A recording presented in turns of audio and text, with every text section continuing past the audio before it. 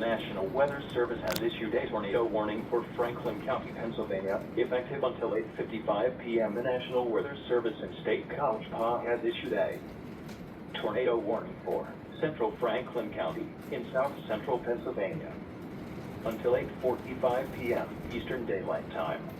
At 8:09 p.m. Eastern Daylight Time, a severe thunderstorm capable of producing a tornado was located over Finettsburg, moving east at 20 miles per hour.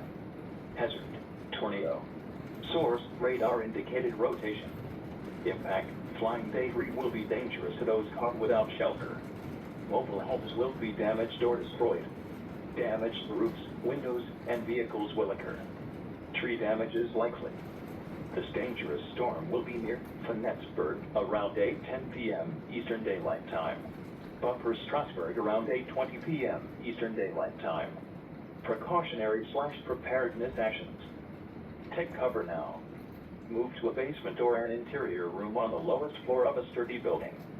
Avoid windows. If you are outdoors, in a mobile home, or in a vehicle, move to the closest substantial shelter and protect yourself from flying debris.